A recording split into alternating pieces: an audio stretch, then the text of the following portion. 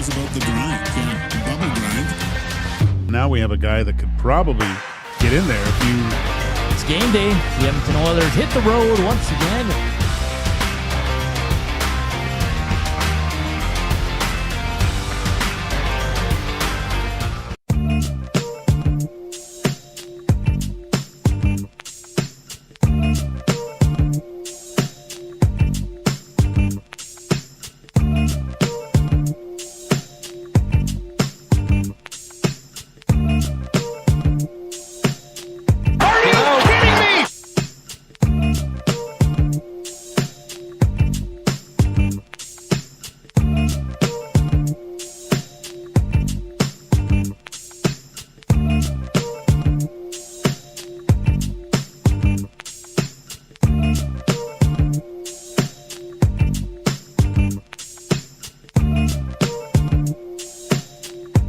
What's up, Nasties? How you doing? Happy Tuesday, finally.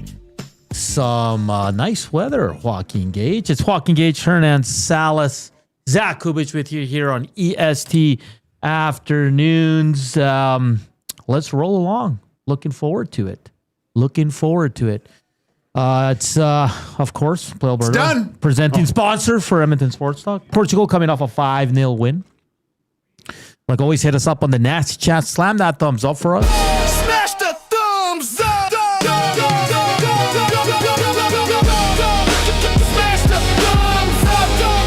Smash the thumbs up. And the River Cree inbox, 780-218-9999. Well, one thing's for sure, man. This offseason and heading into next season, it's going to be fun. The circus is in town. That was great today. That's what circus press conference looked like. It was great. Hey, listen, there were some good things said. There were some great questions asked. I will give credit to the media. They asked some incredibly tough questions.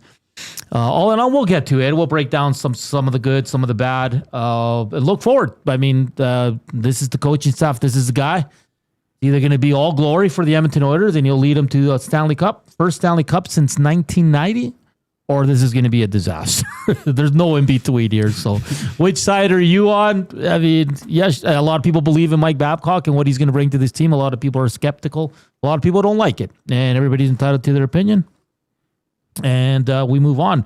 Long press conference as we expected. Joaquin, I think the best part for me was DJ Smith. He was like the teddy bear little kids. Yeah. Like just, hey, come join us on the desk and just jump in. Because he jumped in. No one asked him a question. I thought that was perfect. He's one of the most important things. Like you said, he jumped in right then. He's the mediator. And I like what he said when he was a young coach and didn't know how to handle things and he said Mike was just as hard on me as he was on some of the players. Yeah. But now I've been a head coach too. I can push back on things, which I like that side of things because I didn't get a lot from Mike that anything's changed. Well, let's start there. Listen, an old dog is not going to change. Sorry. This leopard spots ain't changing. We knew this. Yeah. I said it when the presser comes. I think and Stan Bowman said it. We have to see more action than words. He said words are important, but the action is what we need to see here. And he said that, and he said he knows the risk when they started the path of hiring Mike Babcock, and he said, yes. So good on Stan Bowman for saying that. He said, yes, people want to see more action than just words. Because words can fall flat and nothing ever happens. But yeah, I mean, Rashok starts it off with two great questions on the Columbus Blue Jacket situation. Mike did a lot of deflecting. He was like Ryan Smith in his prime. Oh my gosh. Yeah, didn't really answer some questions. Whatever. You kind of knew that. We've seen other press conferences with other controversial hires that they deflect, and you knew that was coming. He wasn't going to be honest about it. I think he said, we were never together, and then the wife told me to just get out, and I got out and started like that. It was it wasn't simpatico with the rest of the staff. Was the reason he left. But one thing's clear. Mike Babcock, no accountability. He's not sorry. And he said, I am going to be a dick. And these guys are going to have to They're okay rein me with, in at times. Well, you've always said, and we were having a heated discussion, you and I, about how much heat, if this thing doesn't go the right way, how much do you put on the players? And he said it. The players are okay with the way that I operate, essentially. I told them how things are going to go. But saying that, I have never met a coach that's harder on his skilled guys than his bottom six guys. I've never run into that once. Yeah. And for him to say I'm harder on the skilled guys, I don't fully believe that. Yeah. No, you're right. I mean, and he talked to 3 players. Yeah. Right? It doesn't mean the whole team's on board. It means 3 players, the most important players, let's be honest. Well, Hyman, wherever you rank them, I mean, Bush is pretty important. Tristan Jarry is pretty important, especially heading into the season. But you know what I'm getting at. 3 players said, hey, what? Because the one thing Mike Babcock said that I did like was they like me in June. Well, they like me in September heading into October, right? Well, I would say more, will they like me in November if things aren't going well? Exactly. So, and we got to stop saying they want to win. Every damn player wants to win. Every damn player wants to win, okay? Just stop saying that. We get that. But I have no issues, and I think we've been honest. I have no issues with the coach holding players accountable. We've been wanting this from Knobloch for 3 years. He kind of did a little bit last year, but the players got pissy, blah, blah, blah. Yeah, they lost it on him. Okay, I have no issues with that. Hold your players accountable, especially your stars. But who asked the question? They've had Hitchcock here. Tough coach. Tippett, tough coach. McLennan. They've all said the same thing, Joaquin. Why is Mike Babcock going to be the one to hold him accountable? And are the two top dogs of the Oilers willing to be held accountable? Like, hey, Connor, you're not going out on the power play because power play 1 sucks. Hey, Leon, you're going to ride the pine for the 3rd period. Are fans okay with that? Are they going to be okay with it? Because it's all fine holding players accountable until they hold your favorite players accountable. I think the biggest thing will be the backhand sauce holding up at the blue line and goes back the other way for maybe it's a scoring chance. What's going to happen at those parts of the game? And I realize that the skilled guys have a little bit more leeway, on what they can try to create. Yeah. But it's such a fine line between the right play and playing the right way. Yeah. And we'll see. We'll see what kind of commitment you get from those 3 guys, because you go as your leaders go. And I've been on benches, man, that it's tough to see your top dogs trying to do these things. It's not working. Yeah. Then you go through the depth of your lineup and you get another guy trying something, but then he gets sit. Yeah. Because he's not doing it. Yeah. And what did Mike Commodore says? He goes, the star players don't have to worry about that. So again, I think he's the coach, and we don't know. I guess Reed asked, and they said multi-year. We don't know exactly if it's 2, 3, 4, 5. But he's the guy. Him and DJ Smith and the staff are the guys in charge now in the final years of McDavid. Hopefully not to get this team over that hump and win that Stanley Cup. This is it, guys. This is the coaching staff. So, and again, not everybody likes it. Some people love it. Some people are kind of indifferent, or some people are right on the fence. They don't know. A lot of people are saying, I got to wait till this team plays in October, November and see what kind of game they're going to bring. Okay. So, interesting press conference for sure. But again, I think it's, again, a red flag that no accountability, pretty much said, I'm going to continue to do the way I do things. And he said, I'm not the best at reading that I'm being that guy. And then hopefully someone notices, and the guys, DJ and Stan, see or hear about it and rein me in and say, you can't do that. So it's good. Hey, it's going to be fascinating, man. I don't know where that line is. That's... but look, this is what they wanted. They got it, right? Now, it's interesting to see what's going to happen now. I'm completely fascinated with it. And I thought Maddie... In a good way, though. Yeah. Like, you can tell, like the hockey, the stuff on the ice, you can tell he's good. Oh, everyone's good. Yeah, the X and O's, and he's going to... but Maddie made a good point on the hangout. And I know we disagreed about this last week, But he said, like, okay, Connor, because it sounds like they had in-depth conversation. They went through video. That's what he said. He goes, we were watching video together. Okay. Ugh. And I'm not saying Connor wanted to or was dragged in. No one knows that. And we'll never know that. But he vouched for this guy. So you better commit to the Oilers. That's all I'm saying. You better commit. This is the guy you want. Let's see here. What else do I have? Talking about the bigger roles. And Stan Bowman again. And this is all Trent Frederick conversation. Okay. They weren't happy that Trent Frederick didn't play a lot last year. Or Jari. But Trent Frederick, I don't think Knobloch made a mistake with Trent Frederick. Sorry, Trent Frederick was awful last year. And don't give me he didn't get an opportunity. He did.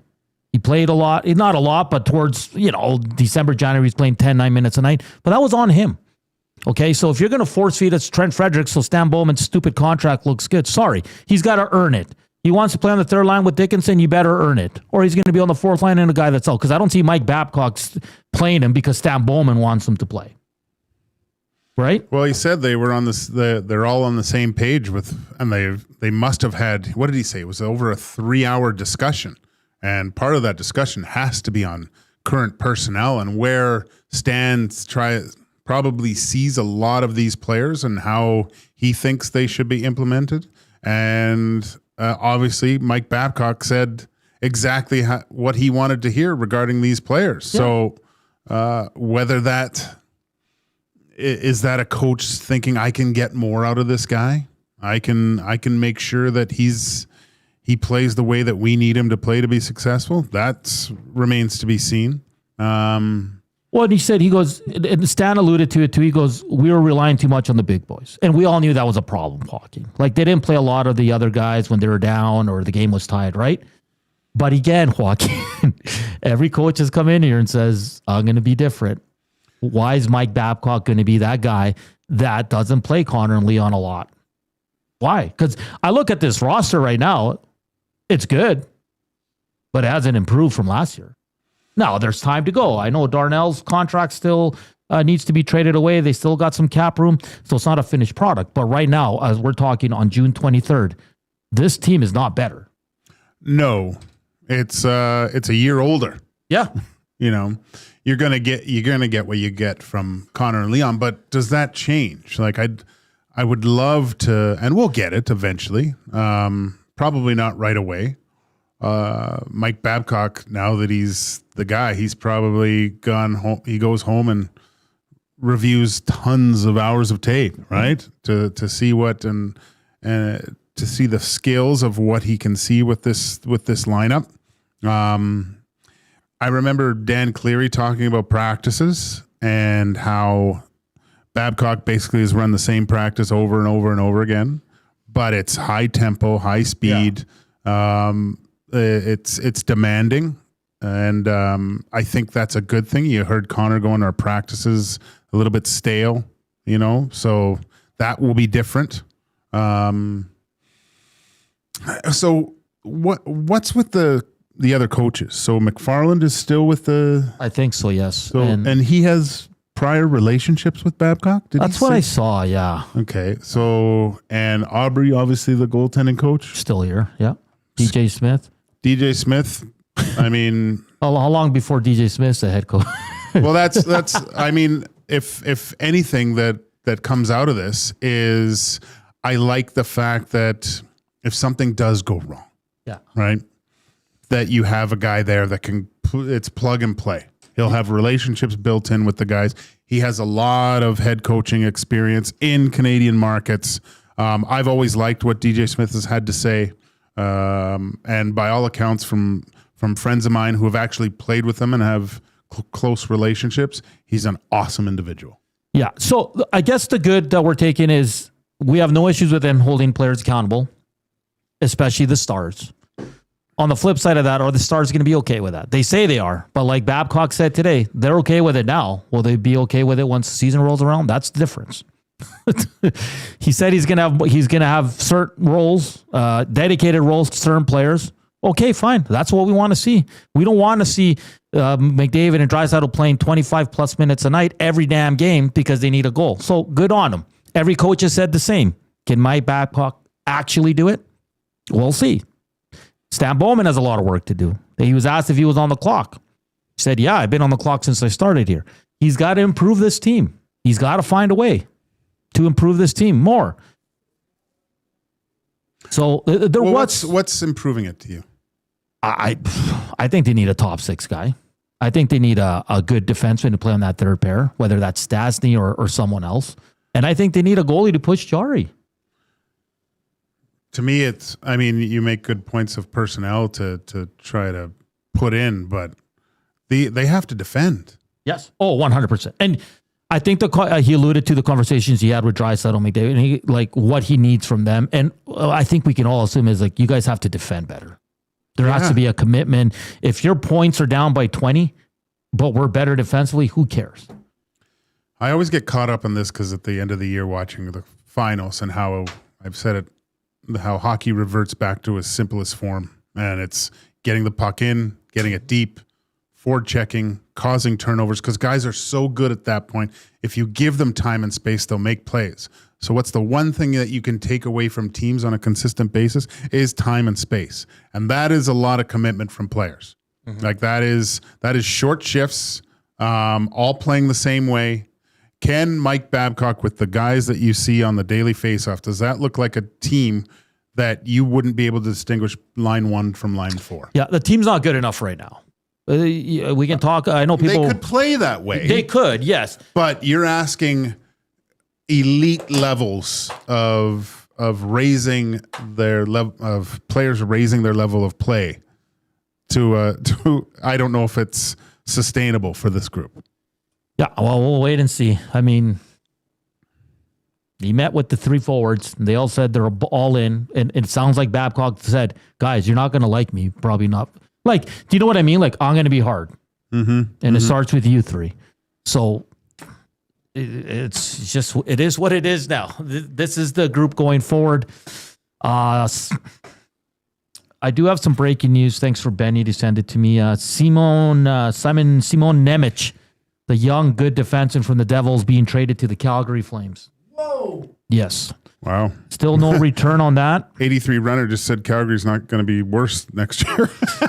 Well, Darren Dreger on the good old X Machine saying it's 2 firsts and a second in 27 and 28. I believe that coming from Darren Dreger. Pierre LeBrun also retweeting that, who tweeted the news, hearing the Devils, Simon Nemec. So 22 years old, 68 games last year, 26 points, minus 11. The year before that, 27 games, 4 points in a minus 10. Shoots right, very young. He was the second overall pick in the 2022 draft. So Calgary picking up some young talent there. See how that works out. And that's quite the return, though. You said 2 firsts and a second, Coop? Yeah, that's pretty hefty of a price. And it looks to be... Yeah, second overall. He looks to be an RFA currently. And the best part of Babcock's thing today is I'm going to still be a dick and be who I am. Yeah. But I'll probably apologize later. Yeah, well how he related it to... I love that. That should be everybody's motto in life. Well, I'll be a complete D, but I'll probably apologize after. Yeah, so he'll think about it. Well, he said, he's like, yeah, I've had conversations with my wife before, and I've said certain things that I wish I could just hold the words back. But, we learn and grow from that, which can be very true in some instances. But the Edmonton Oilers, hold the reins, Edmonton Oilers circus is definitely one thing. They're freaking entertaining. Oh, yeah. The best circus in town right now. And probably in North America.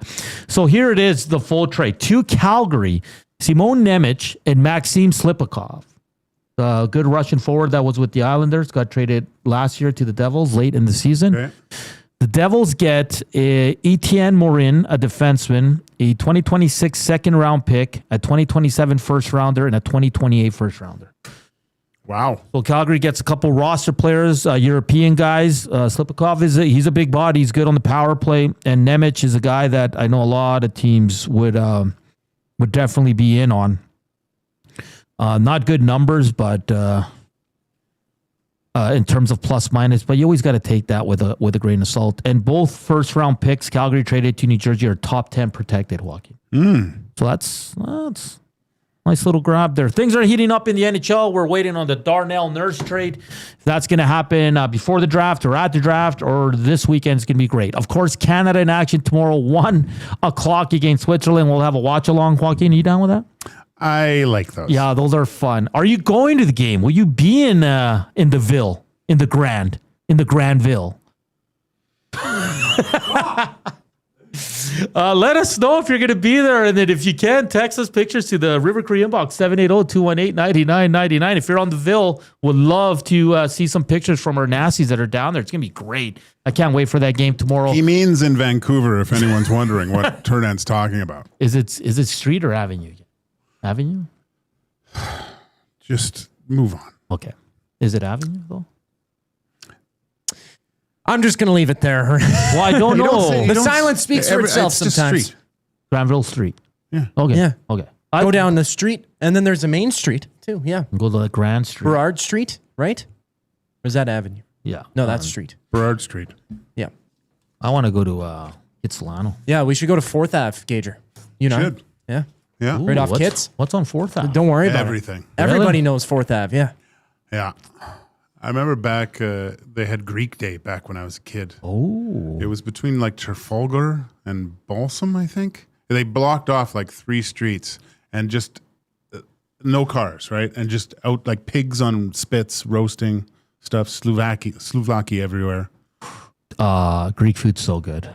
I love it. Did you throw your plate and say, Oppa? I was like 8. Oh. I was just on the factory Kuahara ripping around. Afternoon Inbox is always presented by the River Cree Resort and Casino. Check out their Tap 25 restaurant. The entire menu is 50% off 7 days a week from 2 to 5 p.m. On the other side of the break, we'll continue to see what Babs. We're going to go. Are you guys okay with me just calling him Babs? We're going to have to be, I think. What else can Babs bring to this team on the ice? Because off the ice, there's not much change there, but an interesting little press conference there. And kudos to the media. They take a lot of heat here for never asking tough questions. I beg to differ because they were excellent today with some really tough and interesting questions and questions that needed to be asked. A lot of deflection from Stan and Mr. Mike Babcock as well, which is the norm. And then I think the most popular from the Edmonton Oilers circus was DJ Smith today. Everybody's loving DJ. New coach, couple of years. Hey, that's the Oilers thing. Every 2.5 years, we swap them out. All right, don't go anywhere. We're back. Hit us up on the Nasty Chat River Korean Box, 780-218-9999. And of course, on the Nasty Chat. We're back after a quick break. But first up, our boy, Zach Kubish, Sports Update.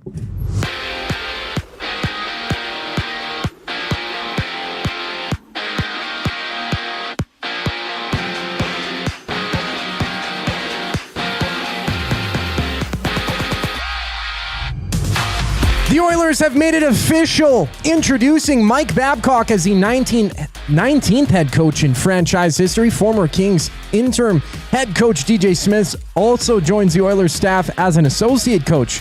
Smith spent 4 seasons under Babcock in Toronto, and full details on the contracts have yet to be announced. Breaking news around the league: former second overall pick Simon Nemitz along with Maxim Siplikov are off to Calgary from New Jersey in exchange for 2 first-round picks, a 2026 second-round pick, and 21-year-old defenseman Etienne Morin. Out east, Shane Bieber has been reinstated from the 60-day injured list and will make his 2026 debut for the Blue Jays against the Astros. In a corresponding move, Lazaro Estrada has been optioned to the AAA Bisons. At home, the Riverhawks lefties, they battle for the first of 3 total games. Riverhawks 9-12 on this season. Lefties 5-16. First pitch just after 7 o'clock. And in World Cup action, England and Ghana hit the pitch at 2 o'clock. Panama and Croatia play at 5 before Colombia and Congo close things out. That one starts at 8 o'clock. This sports update is brought to you by the Capital Care Foundation. Financial support deeply affects residents at Capital Care. And they have the upcoming Feast on the Field August 19th. Enjoy an unforgettable dining experience on the turf at Commonwealth Stadium. To help raise funds for programs, equipment, and enhancements for those across Capital Care communities. Buy your tickets for the Feast on the Field now at CapitalCareFoundation.net. The Oilers conversation continues here on Edmonton Sports Talk. Stay tuned to EST Afternoons. I'm Zachary Kubish, and you're up to date. The Nielsen Show with Lieutenant Eric. Chris Johnson of TSN The Athletic. Now it's all systems go, I guess, for Edmonton. There's risk with a hiring like this. I'm sure there's at least a divided fan base in terms of people that think it's a good idea and those that don't. But the Oilers are at that stage of their development, at their sort of roster curve, I'll call it, where I think some risks are required, both in how they build out the team, the trades they make, the signings they make, and then obviously a hiring like this. The Nielsen Show with Lieutenant Eric. Weekday mornings 6 to 9. Only on Edmonton Sports Talk. Your clear choice for Edmonton sports.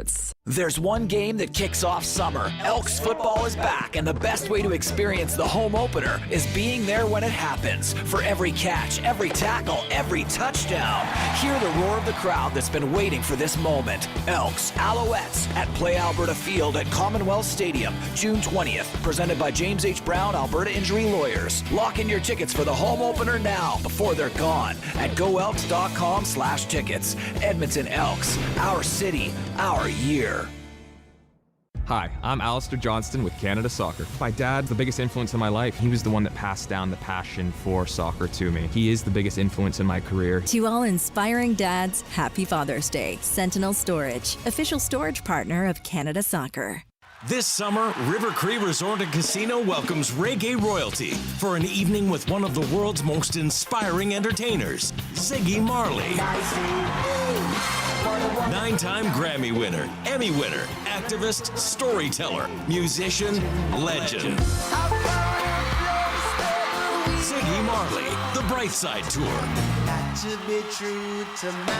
July 5th at the River Cree Resort and Casino. Get tickets now at rivercreeresort.com. Goodwill is one shopper, finding something I never knew I needed. A jacket, a deal, one donor, letting go of something so someone else can move forward. One program participant, learning, trying, building skills, building confidence, building a future. One purchase, one donation, one job, one choice. Goodwill is the power of one, the power of one, the power of one, the power of one. Goodwill Industries of Alberta. It all starts with one. Somewhere, someone is sitting on a patio that is literally part of the parking lot. They're hot, uncomfortable, and bored. Do not be that person. The Canadian Brewhouse has a rooftop, real turf, misters, fire tables, patio games, big screens, and zero reason to be bored. This summer, your standards are higher than a parking lot, and you know it. The Canadian Brewhouse, Canada's best patios.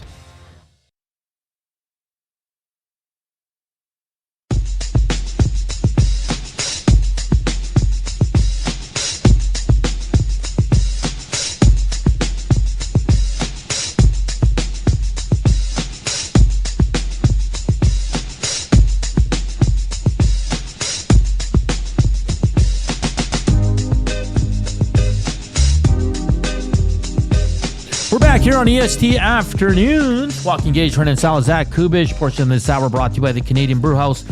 Afternoons just got a serious upgrade at the CBH. Happy hour runs Monday to Saturday, 2 to 6 p.m. with deals starting at $3.99. Make the smart move and head to the Canadian Brewhouse. I guess I'll tee up the show. We got Noticia still to come. Stephen Ellis from Daily Faceoff at 2:20 will tee up the draft, Joaquin. Nice. We'll see what he thinks it's going to happen in the top 5 picks. Is there any sleepers? The Oilers are not picking in the first round, so we don't have to worry about it. But it's going to be a fun show. And, of course, at 3 o'clock, Reed Wilkins, J-Man will take over. They'll have a lot more, of course, on good old Mike Babcock as well. Just some news to get to. So it sounds like DJ Smith will run the D-Corps for the Edmonton Oilers. Paul Coffey, and finally some good news for the Oilers, will not return. No, on the bench. We'll see by Christmas. Yeah.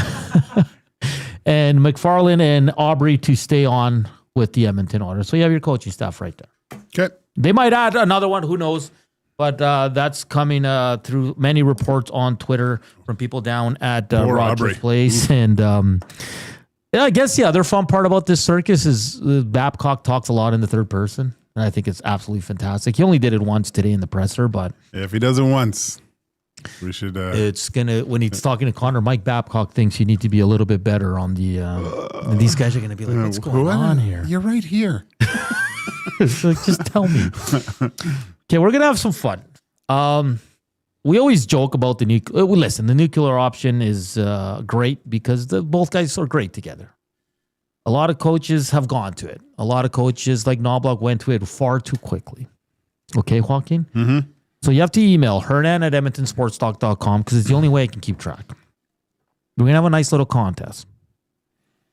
And the nasty, the person, the guy or gal closest to the time will win a nice little gift that we'll put together over the summer for them, okay? Yep. At what point in the season, and we need a time, okay? Time in the game. It can be the first game, second game. Will Mike Babcock go nuclear? Okay. Closest to the time and game. So, for example, if you want to say right off the hop, you have to say game 1, 20-minute mark of the first period. Okay, but so what is it? Just if they're both together, Yes. like that's it? Yes, that's the nuclear option. McDavid, Draisaitl starting on the line. But they're gonna. What about the power play? No, 5-on-5. Okay, not 4-on-4. Because they always play 4-on-4, not the power play. They go on a line as a 5-man unit. what about down a goal last 5 minutes? You could, but if that's the time, then that's the winner. It doesn't matter what point, on what situation. I'm thinking more like, when does he just go to it and they're there for like a whole period? Well, I think it's going to happen pretty quick. I think that would be better because they're going to play with one another. Yes. Right? At certain points. Like, who did it? I think Knobloch did it first when he would throw them out after a PK because they didn't kill. Okay, so you want to get specific. Well, okay, how about we do when this? he just abandons the complete lineup and just puts them together. Okay, no power play. No power play. No 4-on-4. No 4-on-4. Not after a PK. Not after a PK. Yeah. But if you're down a goal, you're going to put them together. You're not going to put them on different lines. Big Uke has a good idea. How about first 5-on-5 face-off they take together? But omit though the last 5 minutes down a goal. Okay, so. Because you're going to put them together at that point. Yeah. So because you're chasing. Okay, so no power play. Not 4-on-4, not after a PK, and not the last 5 minutes of a game if they're tied or down. Yeah. Okay. Anything else is fair game. Anything else? So Hernan at EdmontonSportsTalk.com. I want the game 1, 2, 3, 4, 5, and the time of the period where Mr. Mike Babcock will go nuclear, and we'll have a nice little gift basket for you once the season gets going. All right? Okay. Send those in. RCN in the inbox, 780-218-9999. He says, Babcock frequently utilized Pavel Datsyuk and Henrik Zetterberg, both together and apart. He regularly shifted between the two strategies, uniting them to create a dominant top line or splitting them up to build a more balanced, generous, dangerous offensive attack. But those two they were both unreal players, but they were way better 200-foot players than both Leon and Connor. Yeah. Oh, yeah. So that's different. I think I understand what you're saying because they're your two stars, but those guys were elite defensively. Yeah, those guys ate up the other team's opposition, right? It was a little bit different, I think. Anyways. And I know I saw some concerns too. Like Babcock couldn't get a similarly constructed Leafs team past round 1 in 4 attempts. His Leaf teams were never good defensively. And I think that's a fair statement. It's very similar, high-end talent. You know, he had Mitchie Marner, he had Nylander, he had Matthews, he had Tavares.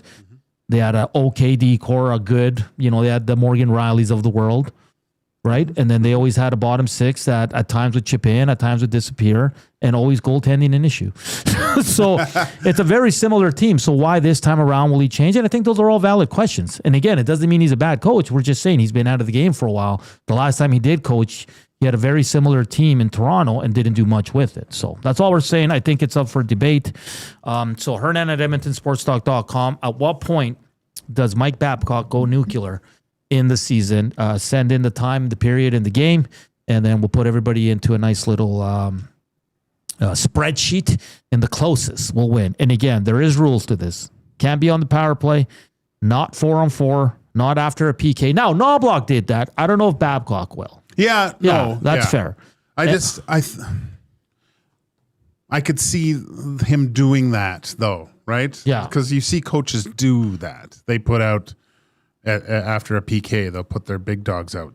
And they can't be in the last 5 minutes if the Oilers are tied or down, because even we would go neutral.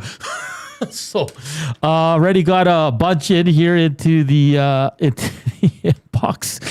All right, keep those rolling in, and because remember we did this with who dis in the summer. First shift. You can't text it; you got to email it, because I can't keep track on the nasty chat or on the inbox. It'll just be too crazy. So, you want to give a guess? Can I reserve it until after July 1st here? No, because we're not giving that opportunity to anyone. You know what I mean? For me. Okay. You're not going to do it for me? Fine. I just got to see how the team looks. There might be some signings here. Okay, let's just say if it stays the way it is, probably by the second period. If they don't add another top six, I'm with you. I think it's in the first game. There's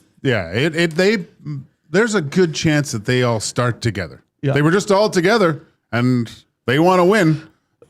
All three of them. Hyman, Draisaitl, McDavid, line one. Shocking. They all want to win. I'm blown away. Max Pazuzu keeps trying to guess my middle name because I said it's an NFL last name. Hernan Montana Salas.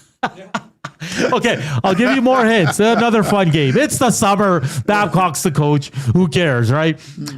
Okay, so my middle name is a player in the NFL, currently in the NFL. And not a big name. I'll give you more hints throughout the show. No. It's a last name. That's what I said, Kelsey. And the team is out east where he plays. Hernan Brady Salas. Brown. He's not active, though. Hernan Brown. It's a last name, guys. Stop sending in first names. Oh, man. Okay, Joaquin. So we'll have fun with that. Keep those coming in. Do you think Mike Babcock will go away from the last 5 coaches Connor McDavid's had and have a power play number 2? Well, he said he would, right? I think he's always had 2 units. And by all accounts, this guy isn't changing much. I wonder why didn't they record this meeting? They're like, I think they had to put their phones away. I think they came with their phones. Like, someone's got to record these meetings to see what they talked about. People would pay billions for that. That's pay-per-view gold. Anyway, I think this is one of the discussions he had. We need to have a second power play. Yeah, you have Connor, Leon, Hyman. Who knows? Maybe Nuge isn't on the power play. I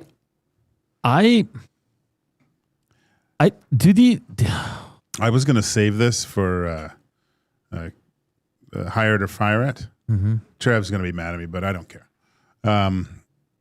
Who does Brian Nugent Hopkins benefit, or does it hurt his season next year with Babcock as the coach? Man, that's a great question, because I was should ask this to Babcock. Great question, Walk. Hernan Salas really likes your question. It's because I'm seeing a lot of fans and bloggers are putting up mock lines and for the Oilers, and a lot of them have the 2 big boys together. I'll be honest, I don't think Nuge can be your second line center. I don't think he's in that point in his career where he can carry a second line. I don't think he's center anymore. No, exactly. I don't even think he should be your third line center. I mean, in 2 years, if he's still with the team, he might be fourth line center. Yeah. Yeah, I'll be honest. I don't even think Nuge can be in your top 6 right now as a winger. So, I mean, but the demands, the accountability now, like the Nuge was never sat. No, oh God. And you were like he was I find Ryan Nugent Hopkins, like his high level was quite high. Yeah, but it only lasts for a few games, then it comes down for what seems like a longer period of time. He gets it back, but I mean, he's going to be this whole accountability thing. What's Mike Babcock's vision for Ryan Nugent-Hopkins right now? Where does he fit in, and how does he have to play? I think my vision for him is beside Dickinson on that third line. I think that's a really good shutdown, and I don't care who's on the other side because I think those two guys are really good defensively. He's going to be one of your main PK guys. Yeah. He's still going to play on the power play. Let's be honest. Think so? Yes. Power play too? You never know. Because this is a guy that's, according to everybody, he's bringing in new ideas. He's going to change things around. So that means Nuge might, and listen, Nuge is on the decline. Let's be honest. Yeah. And it's not nothing against him. All players his age start trending downwards. I don't see him as a top producing guy. I don't see him as a top 6 guy. I mean, maybe the summer off does Nuge better than most, but it did seem like the tank was completely empty. Yeah. No, I agree with you. Like even the foot speed was kind of wanted a little bit more from. You know what's also interesting with the new coach? Is Podkolzin going to be Draisaitl's left winger? Ooh. I mean, that was an all block thing. Maybe he finds someone else. Maybe he likes Howard there because he's got a better shot. We're just throwing out ideas. We're trying to get into Mr. Mike Babcock's brain here. But I wonder, that's the one player that I really wonder about is Ryan Nugent-Hopkins and how this new coach that seems to be, hard ass. A huge hard ass. How does this affect him? Yep. I mean, he's been in the league. How long has Nuge been in the league? 20, 30 years? What? How does it affect Podkolzin? How does it affect the Matty Savoy?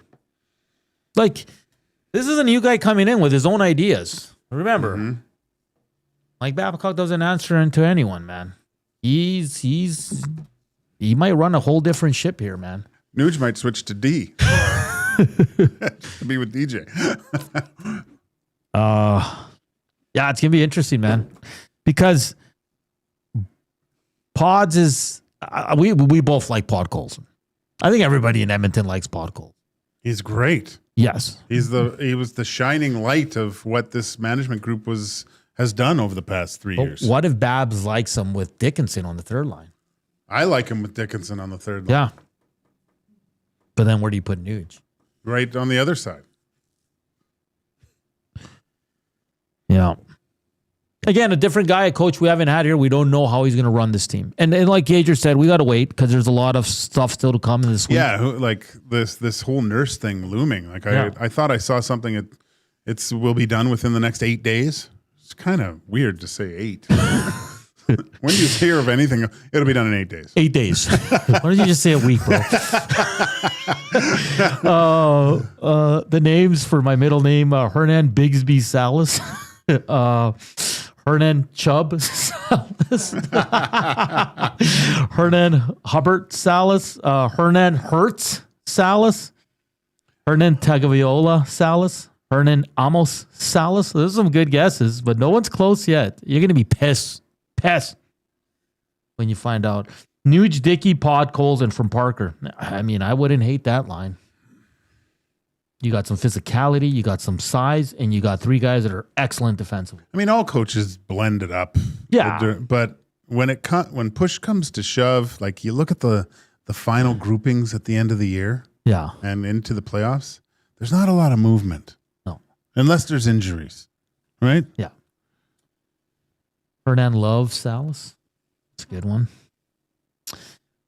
Keep those coming in. Hernan at EdmontonSportsTalk.com. At what point in the season, I need the game, the period, and the time, will Mr. Babs go nuclear? We're going to have some fun, and there will be a nice little prize given once we figure it all out, okay? So keep those coming in. Got a bunch of submissions already. And the closest, or if you hit it right on the nose, you will be the winner come October, because I'm pretty sure it's going to happen in October, right? Preseason doesn't count, and it comes with rules. Not on the power play, not 4-on-4, not after a PK if Babs goes that way, and it can't be in the last 5 minutes of a game if the Oilers are tied or down.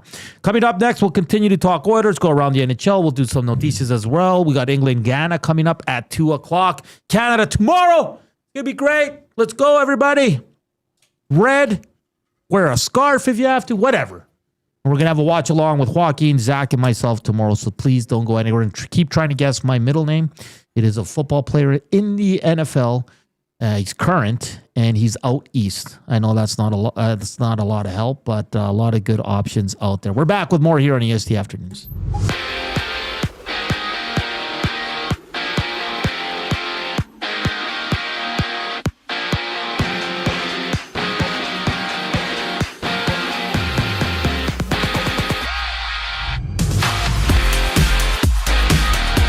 The Oilers have named 63-year-old Mike Babcock as the 19th coach in franchise history. Edmonton also adding former Kings interim bench boss DJ Smith as an associate. Full details on either contract are yet to be disclosed. In other news, the Devils and Flames have made a blockbuster trade. New Jersey sending former second overall pick Simon Nemec and 27-year-old Maxim Siplikov to Calgary in exchange for a pair of first-round picks, a second-round pick, and a 21-year-old defenseman, Etienne Morin. For the Jays, Shane Bieber is set to make his season debut for Toronto against the Astros just after 2 o'clock. Prior to the game, he was reinstated from the 60-day injured list. In a corresponding move, Lazaro Estrada was optioned to the AAA Bisons. At home, the Riverhawks and lefties open a 3-game set first pitch scheduled just after 7 o'clock from Remax Field. In World Cup action, 3 matches left today, including England and Ghana hitting the pitch at 2. From New York, the NBA draft, that begins at 6 o'clock. Wizards with the first overall pick. Memphis with the number 2 selection, while the Grizzlies round out the top 3. This sports update is brought to you by Windsor Plywood Leduc, locally owned and operated, serving Leduc and surrounding areas since '93. They have more than just plywood. They offer everything from doors and flooring to decking, fencing, and custom millwork. Windsor Plywood Leduc, they're the experts you need to know. Hernan, Salas, Joaquin, Gage. Roll on with the show next here on Edmonton Sports Talk. I'm Zachary Kubish, and you're up to date. The EST Hangout. Clip that, and we'll post that on social. Yeah. You will later. Can use this for that clip. Yeah. Holy crap! Ryan Nugent-Hopkins just made history. And then we'll use that. You have a great mind for social media. Thank you. You have a great mind. Because that's the hook. That's the hook. That right is there. The hook. We'll get him. Got him. Okay, I'm not telling you how to do your job. The EST Hangout, presented by Sentinel Storage. Weekday mornings 9 to 11, only on Edmonton Sports Talk. Your clear choice for Edmonton sports. When you bet with Play Alberta, you give back to Alberta. That's because it's the only app in the province that puts all revenue directly back into supporting programs and services that Albertans rely on every day. So next time you place a wager on your favorite team, know that you're also making a difference across the province through Alberta's General Revenue Fund. Visit playalberta.ca/EST to learn more. That's playalberta.ca/EST. Must be 18 plus. If you gamble, use your game sense. At Firehouse Subs, our subs are freshly toasted, stacked high, and crafted to satisfy. Each sub is piled high with premium meats, melty cheese, and toasted to perfection. Firehouse Subs brings bold flavor to every bite, all served on a freshly toasted roll. But we're not just feeding Edmonton, we're fueling it. Dig into the brisket hat trick, piled with slow-smoked brisket and melty cheese. Or go to the Firehouse Subs fan favorite, the Hook and Ladder. Made to order with smoked turkey, honey ham, and Monterey Jack cheese on a perfectly toasted roll. With 15 Firehouse Sub locations across Edmonton and the greater area, it's easy to grab a hot and hearty sub close to home. Firehouse Subs. Hot, hearty, made to satisfy. Time for a new career in 2026? Or maybe your kid is still pondering their path. Good news! Weiss Johnson is hiring. It's Dennis, and not only are we hiring for heating and air conditioning, we're also looking for experienced plumbers and gas fitters. With the growth in residential development, there's no shortage of opportunities at Weiss Johnson. Choose your path with us. Learn from one of the industry leaders, and we will grow together. Receive great benefits and school reimbursement as well. Visit weiss-johnson.com today. Looking for quality building materials and friendly advice? Visit us at Windsor Plywood Leduc, family owned and locally run since 1993. From interior materials for doors, flooring, baseboards, and all the finishing touches to all you need for your outdoor projects like cedar lumber for decks and fences, plus all the plywood you'd need. Our full-time on-staff carpenter can help with anything odd-sized or custom, and from domestic hardwoods to exotic selections, we've got you covered. And if we don't have it, we'll track it down for you. Windsor Plywood Leduc. We're the experts you need to know.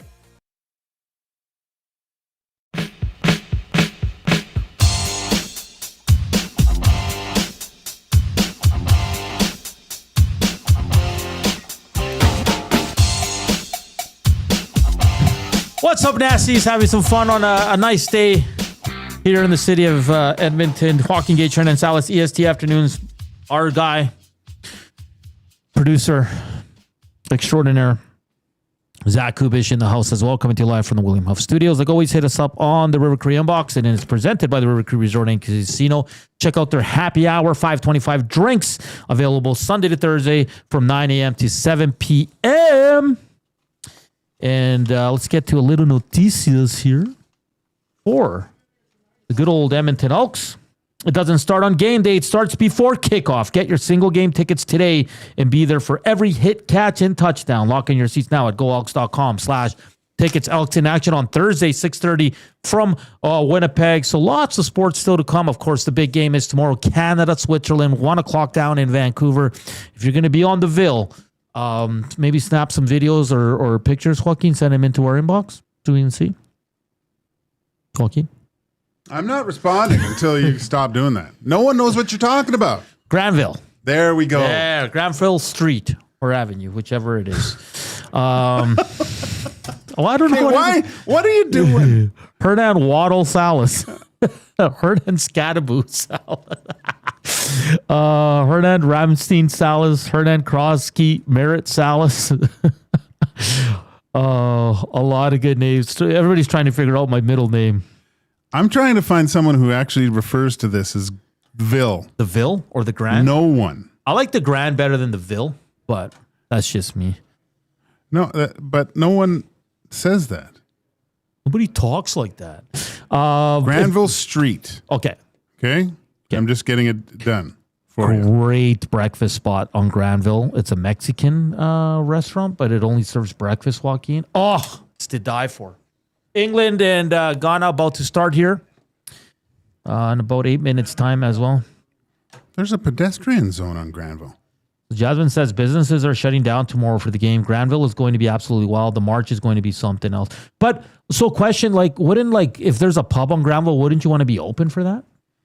Or it's too much chaos? Yeah.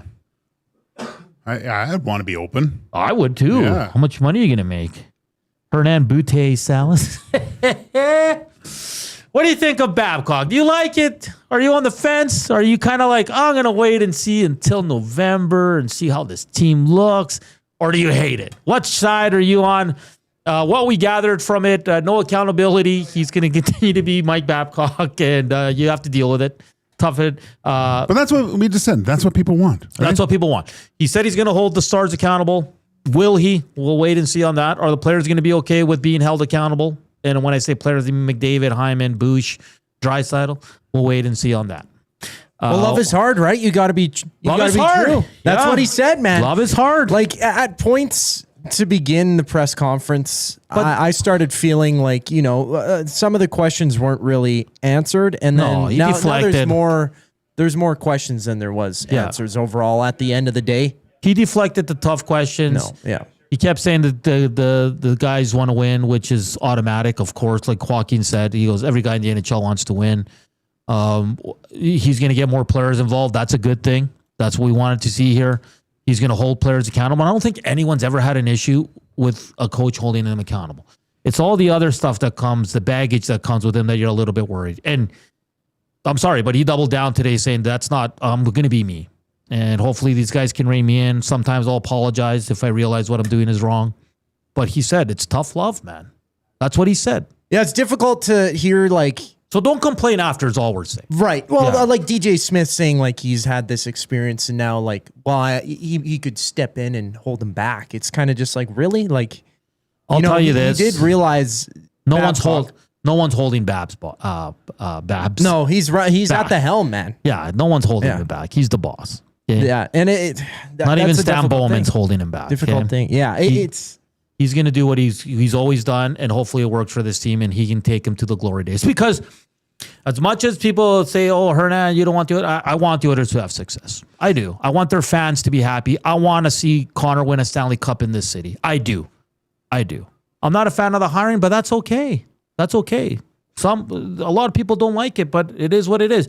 If he brings a cup in the next 2 years, I'll sit here and say, well done, Mike. Do you think he's capable of doing it? From what I saw today, no. and I'm being honest. I think, why? What makes you think? Like, sorry. Can he is he part of the? Because I don't think of the coach. It's the coach as the be all end all of anything. But if he has buy-in from these players to play the Babcock style, do you think that's enough? Because what we were talking about is he hasn't had a lot of success in the playoffs with good players. Yes. The only time he had the ultimate success is when Hall of Fame team and elite, best of the best goaltending. So, do you think his systems, the way he coaches, is good enough to win? Well, or does it matter? How does it? What's that saying? The proof is in the pudding. In the pudding, he hasn't shown he can win outside of Detroit. Yeah. So, no, I don't. And right now, I don't think this team is good enough. Yes, I know there's a week to go, and we have all summer for free agents. I don't think they're good right now. I don't think they're a Stanley Cup caliber team. I think they're a playoff team. They need to add and quality players and stop giving out no NMCs because you're going to back yourself into the corner if this doesn't work in year one. Mm-hmm. You have to keep your options open. You have to. So, no, Joaquin, I don't think it's enough. I think this roster needs to improve. So let's say the roster improves. They get I don't know, whatever. Hellebuck comes. Yeah. Do you think is that good enough? I'm not saying Hellebuck is going to come to the Oilers. No, I know, but if you're saying if the Oilers have an elite goalie, is it enough? Yeah, somehow. If Mikey B can get him to play defense, I think that's the key in all of this is the style that this team needs to play to have success. Because, I mean, it was a different league at that time. And the amount of, they would have had a holding call every probably 15 seconds. That team that Mike Babcock coached in Anaheim that got to the finals. Yeah. But they all played that way. He was able to get them. But again, on the backs of the guy who eventually won the Conn Smythe in a losing cause in J.S. Giguère. So, isn't there a concern also, Joaquin? Holding guys accountable, and we're all on board for that. Mm-hmm. But if it's constant, don't you think the big boys are going to get a little tired of it? Because even if Cassidy was here, you're risking the same thing. Yeah, too. Because But that's the thing. Will he? Because Knobloch benched Bouchard, Nurse, and Draisaitl last year. He benched Bouchard for a period, he benched Nurse for a period, and he benched Draisaitl for like half a period. 3 shifts. Yeah. So it's not like they weren't held accountable. Now, probably not as much as we wanted them to. Mm-hmm. But that's the big thing. If Bouchard has a game like he did last year on the island where he had 4 giveaways that led directly to a goal, will Mike Babcock actually sit him? Because Knobloch would do the opposite. He'd play him more to get it out of it, right? To get him out of the funk he was in. Well, that's what Coffey would do. Yeah. So there's no... So let me ask you this. What type of player are you? Would that light the fire under you, or would you prefer a coach to keep putting you out there to work your way out of it? No, I'm okay with tough love. Like, you suck, you should sit. That would piss me off more and make me want to play better. Yeah. Because I'll ask you this. Is Evan Bouchard, his personality, the way he is, the way he carries himself, can he handle a Mike Babcock as a coach? That's what I wonder. Because you see the body language after, the controller gets unplugged sometimes, and he's just like, what the heck? Does he have the mental fortitude to handle what Mike Babcock's going to bring to this team and possibly to him? Because he is a high-risk, high-reward player, Joaquin. Maybe does that unleash Bouch? Does he become even more than a butcher? Just having the back of the head, if I mess up here, I'm not hitting the ice anymore. Yeah. Instead of, I can still make a mistake. I don't want to make a mistake. I get it. I don't want to. But I know if I do, I'm going to be back out next shift. It doesn't really matter. Yeah. Will that put a little bit more urgency when it does seem like there's the nonchalantness of Bouchard? Because if there's one player I'm really worried about and not being able to handle kind of Mr. Mikey B style is Evan Bouchard. Yeah. I'd look more towards the Nuge, to tell you the truth. I just feel like the Nuge has been through so much with this team, like the decade of darkness. Like he But can he's handle always anything. been out. Like he's always been part of the guys. Yeah. Yeah, that's a good point too. Are you ready to take a step back as one of the core guys? Who are you willing to maybe not be in the elite of the elite anymore? Is Nuge okay with playing 13, 14 minutes a Is night? Podkolzin, like he's moved up. Savoy, I think Savoy was already in the bottom six to start the year. He moved himself up. It'd be interesting to see where Babcock kind of puts him in the lineup at the start to see where he's at. It does. How many exhibition games? 2? Not going to get a lot from 2. No. 4. Is there 4? Yeah. Yeah, but they play 2. Yeah, the first 2, it's going to be all the young guys Yeah. and the hopefuls, right? Whoever they bring in. Hernan, Lamb, Salas. This is so many. And now that we know it's official, Joaquin, and we saw Mr. Babcock, and we're expecting he's going to run the same ship he always has. Whatever. It's done. He's the coach. We have to move on. So now we're getting into all these interesting conversations. Who's going to benefit from him? Who's going to take a step back from him? Who's going to be able to handle him? Did we ask who's going to benefit most from Babcock? No. It's an excellent question. Do we save that for the next segment? That's called a tease in the business, I Yes. think. I didn't go to broadcasting school, but I know that. That's a great question. That's an absolutely fantastic question, Joaquin. Don't go anywhere. Hold on. I just want to read something here. I just sprayed myself with hot coffee. In hour 2, screw Let's Do a Parlay. Stephen Ellis from Daily Faceoff. If you have any draft questions you'd like you would like us to ask Stephen Ellis, send them to the River Korean Box, 780-218-9999. Hit up the Nats chat, slam that thumbs up, and we roll along. The Oilers have their coaching staff. Now we wait for a nurse trade, see what they do at the draft and what they can add in free agency. It's going to be a fun summer for sure. England and Ghana just underway, a minute in there. We'll keep tabs on that game for you as well. Don't go anywhere as we roll along here on the best coverage in Edmonton sports in the city. That's Edmonton Sports Talk presented by Play Alberta. We're back here with from the William Huff Studios, Joaquin, Hernan, and Coop. The Reed Wilkins Show with Jay Milne. In 32 Thoughts, Friedman has said that it sounds like the players who talked to Babcock were Hyman, Draisaitl, and McDavid, and that they pushed Babcock. Like, they questioned him. Babcock also gave it back. Like, basically said, okay, you want me to tell you why you haven't won the cup? And you've had to see Nate lift it, Cooch lift it, Eichel lift it, and you haven't? The Reed Wilkins Show with Jay Milne, weekday afternoon 3 to 6, only on Edmonton Sports Talk, your clear choice for Edmonton sports. You've heard the name, but what does it mean? For over 66 years, William Huff Advertising has supplied signage from screen printing to digital to LED with design, production, and install in-house. It's a one-stop shop for all your signage needs. Edmonton owned and operated, William Huff has been trusted by the biggest companies and teams in the City of Champions and many others across the country to do the job. If you're looking for a way to get the word out about your company or event, they are the answer. Go to www.williamhuff.com. Their results speak for themselves.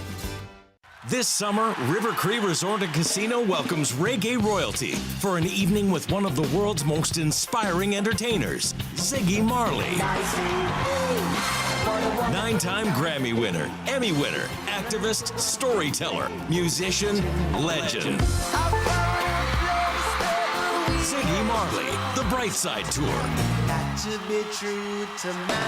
July 5th at the River Cree Resort and Casino. Get tickets now at rivercreeresort.com. There's one game that kicks off summer. Elks football is back, and the best way to experience the home opener is being there when it happens. For every catch, every tackle, every touchdown, hear the roar of the crowd that's been waiting for this moment. Elks, Alouettes at Play Alberta Field at Commonwealth Stadium, June 20th. Presented by James H. Brown, Alberta Injury Lawyers. Lock in your tickets for the home opener now before they're gone at goelks.com/tickets. Edmonton Elks, our city, our year.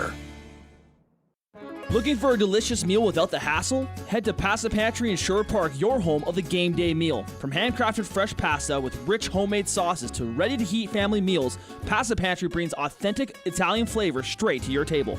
For over 30 years, Pasta Pantry has served hot, delicious comfort food made right in our kitchen. We do it fast so you can slow down. Visit Pasta Pantry in Shore Park today and taste the difference fresh makes. Pasta Pantry, real food, real fast, real good.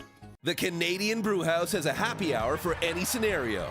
Had a good day? It's time for happy hour. Bad day? Oof, happy hour. Boss said great job? Happy hour. Boss said let's circle back? Ugh, definitely happy hour. Got a promotion? Happy hour. Spilled coffee on your shirt 5 minutes after getting dressed? Ugh, happy hour. So whether you're celebrating or recovering, our happy hour starts at just $3.99. The Canadian Brewhouse. Your day just got happier.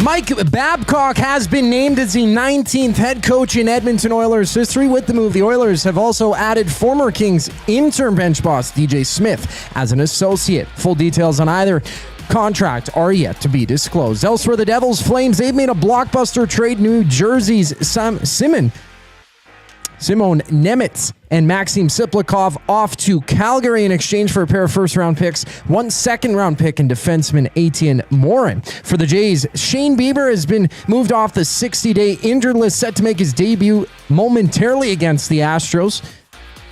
In a corresponding move from the 60-day injured list, Lazaro Estrada was optioned to the AAA Bisons. At home, the Riverhawks lefties open a 3-game set, first pitch scheduled just after 7 in World Cup action. 3 matches left on today's schedule in the 7th minute of action between England and Ghana. It's currently 0-0. And in New York, the NBA draft begins at 6 o'clock. Wizards with the first overall pick. Utah number 2 with the Grizzlies rounding out the top 3. I'm Zachary Kubish. That was your sports update. Hour 2 of EST Afternoon starts right now.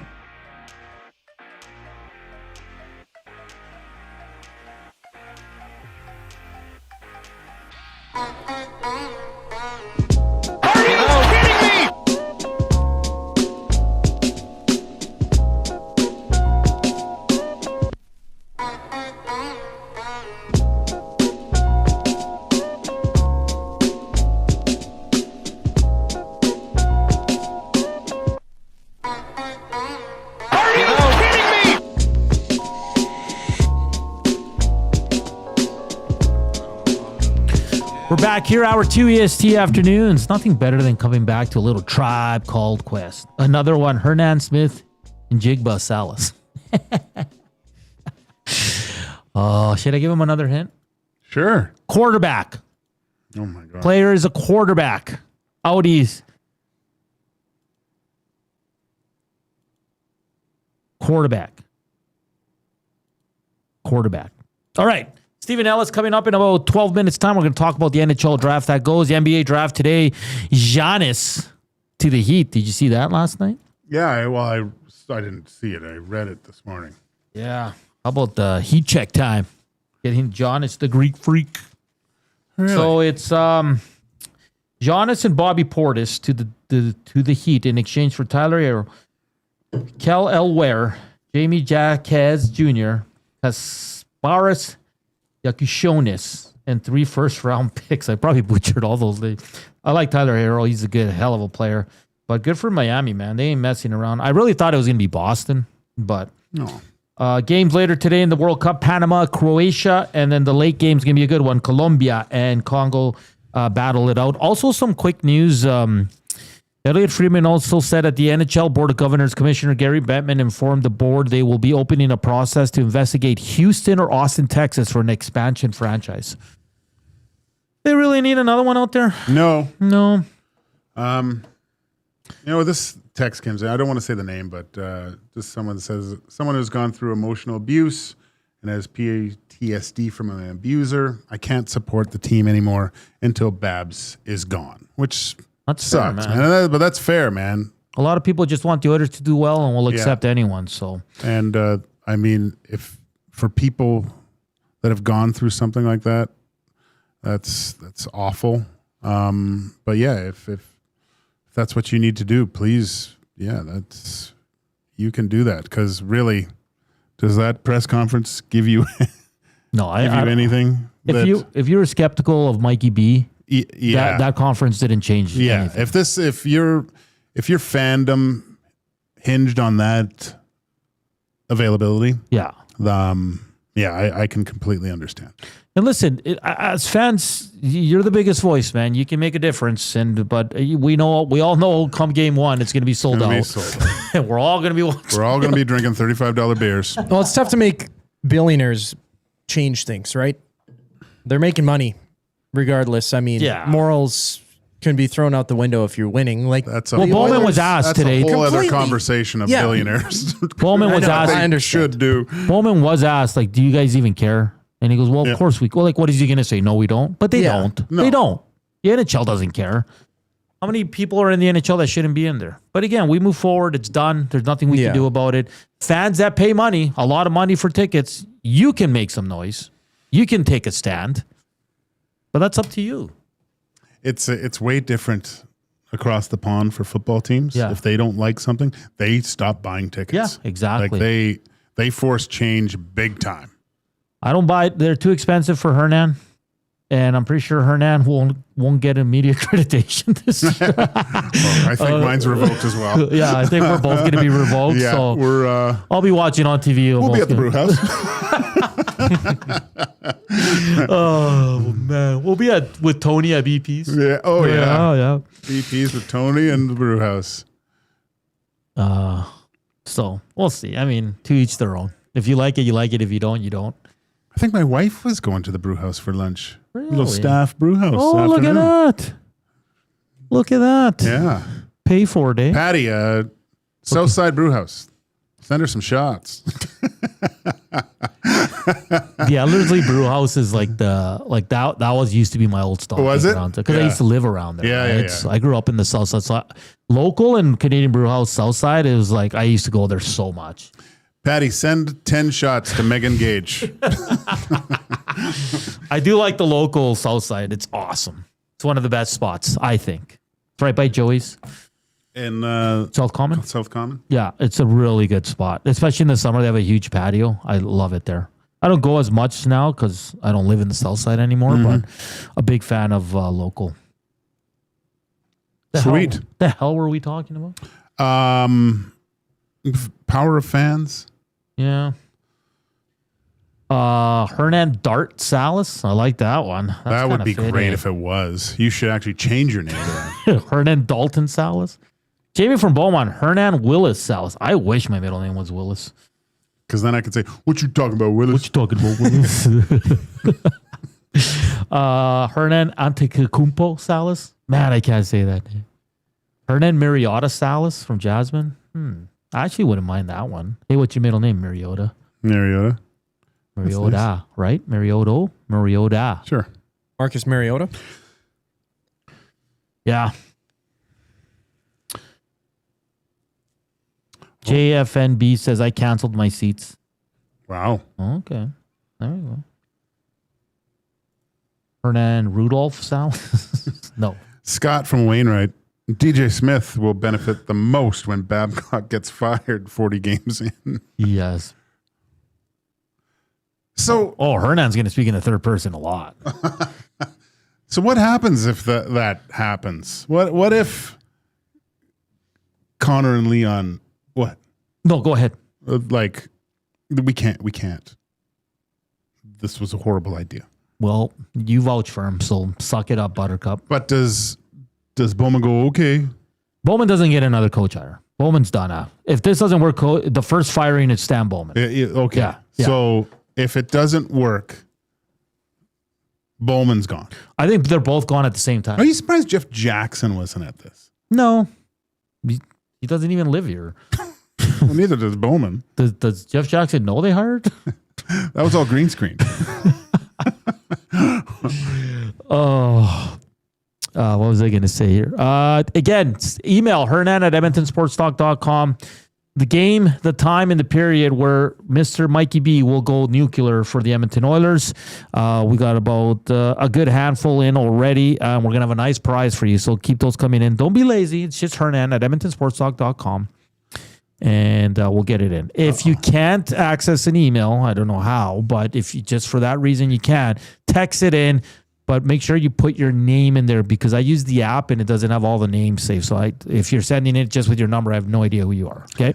So just to skip topics because they just showed the head of FIFA, the guy.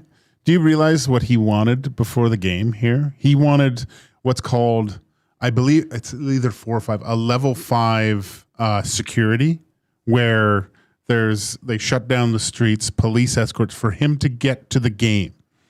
And this is reserved for like foreign dignitaries. Yeah. Like it's higher than the prime minister doesn't even ask for this. And the city of Vancouver said, no, go screw yourself. Well, you got to, he thinks he's the most important man in the world. Yeah. Harry Kane got hit in the head there. Harry Kane. Harry, you're a wizard, Harry. Use your wand. Samantha, that's my English accent. I know, I like it. Samantha says, I'm a big fan of the Oilers and I'll still be cheering for them. Sorry, not sorry. You don't have to be sorry. No. You don't have to be sorry. Not at all. That's your choice, Samantha. Hey, half the time you don't like half the players on the team anyway. It is what it is. It'll be interesting, though. Yeah. It'll be very interesting. It's going to be a fascinating season. Say what you want. It's going to be sold out. And I mean, Babcock's what does he have? Gravitas. Was there gravitas? Or was there gravlax in the press conference? There wasn't much in that presser, I'll tell you that much. It is what it is. He's here. He's the coach.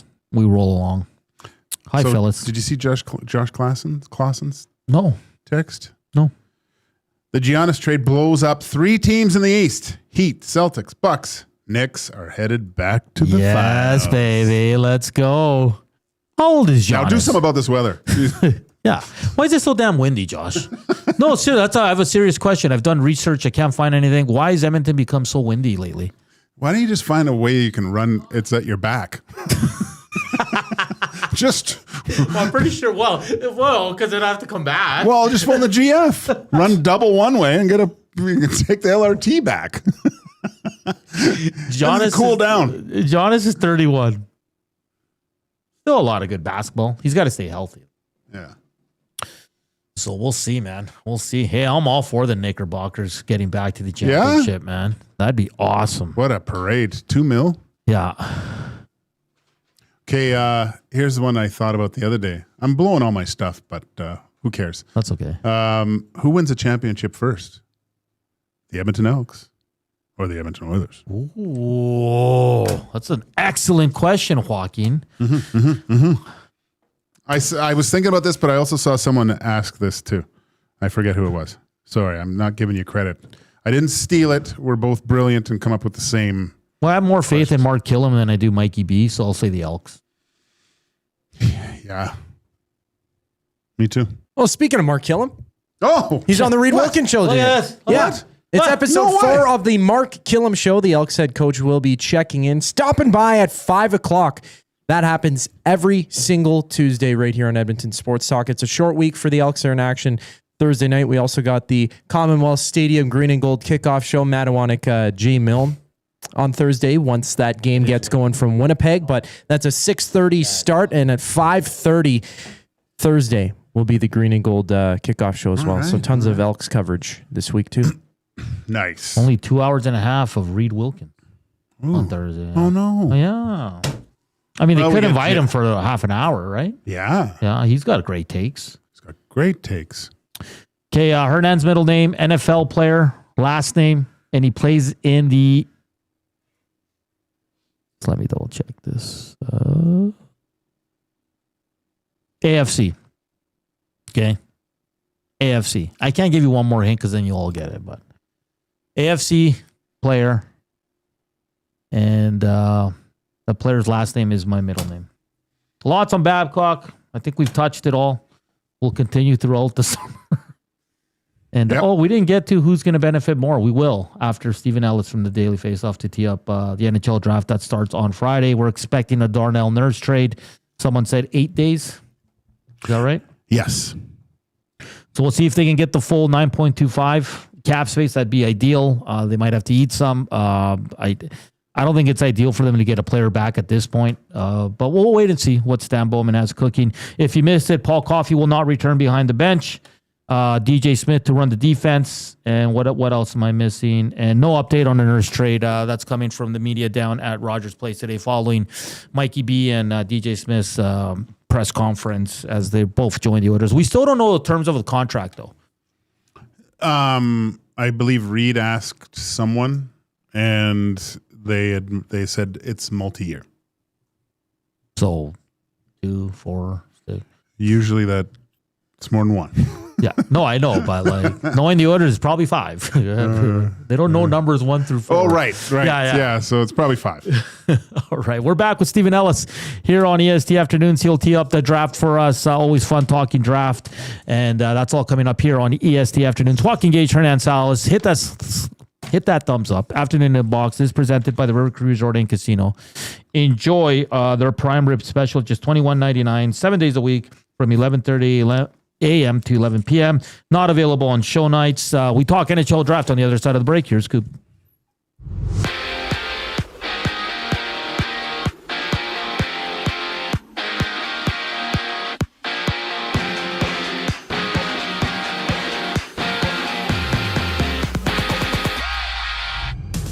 Mike Babcock has been named as the 19th head coach in Edmonton Oilers history. With the move, the Oilers have also added former Kings interim bench boss DJ Smith as an associate. Elsewhere, the Devils Flames have made a blockbuster trade. Simon Nemeth and Maxim Siplikov are headed to Calgary in exchange for a pair of first-round picks, 1 second-round pick, and defenseman Etienne Morin. The Jays are in action against the Astros. Toronto currently trailing Houston 1-0. Bottom first inning, Peter Lambert on the bump for Houston. 2 outs for the Jays. Jesus Sanchez at bat. Empty bases for Toronto. And at home, the Edmonton Riverhawks and lefties open a 3-game set from Remax Field. First pitch is scheduled just after 7. World Cup action. 3 matches left on today's schedule. Currently, England and Ghana are tied 0-0 in the 22nd minute of play. Later on, Panama and Croatia hit the pitch at 5 before Colombia and Congo close things out. In New York, the NBA draft begins at 6. Wizards with the first overall pick, Utah number 2, while the Grizzlies round out the top 3. Talk some NHL draft up next here on EST Afternoons. I'm Zachary Kubish, and you're up to date. Tough. Lamley's Workwear is calling all tradespeople, oil and gas crews, construction workers, farmers, and hard-working Canadians. Built for the job with quality craftsmanship, job site protection. When you cater with Royal Pizza, you're getting the same great pizzas, pastas, and salads you love, just bigger and built for a crowd. Perfect for teams, offices, or parties, Royal Pizza's catering brings real value around $10 per person. Delicious, high quality, and easy. If you like their pastas, you'll love their catering pastas even more. Visit royalpizza.ca or contact your local store for exact pricing and details. So come on home, Royal Pizza, still making it great. Looking for flooring? Paramount Flooring has it all. Sales, service, and expert installation with options for every style and budget. Open 7 days a week. We've got you covered. Quick delivery and in-stock deals. Plus, EST listeners get 10% off. Visit ParamountFlooring.ca today. Goodwill is one shopper, finding something I never knew I needed. A jacket, a deal, one donor, letting go of something so someone else can move forward. One program participant. Learning. Trying. Building skills. Building confidence. Building a future. One purchase. One donation. One job. One choice. Goodwill is the power of one. The power of one. The power of one. The power of one. Goodwill Industries of Alberta. It all starts with one. This summer, River Cree Resort and Casino welcomes reggae royalty for an evening with one of the world's most inspiring entertainers, Ziggy Marley. 9-time Grammy winner, Emmy winner, activist, storyteller, musician, legend. Ziggy Marley, The Bright Side Tour. to be true to myself. July 5th at the River Cree Resort and Casino. Get tickets now at rivercreeresort.com. When you bet with Play Alberta, you give back to Alberta. That's because it's the only app in the province that puts all revenue directly back into supporting programs and services that Albertans rely on every day. So next time you place a wager on your favorite team, know that you're also making a difference across the province through Alberta's General Revenue Fund. Visit playalberta.ca/EST to learn more. That's playalberta.ca/EST. Must be 18 plus. If you gamble, use your game sense. Are you kidding me?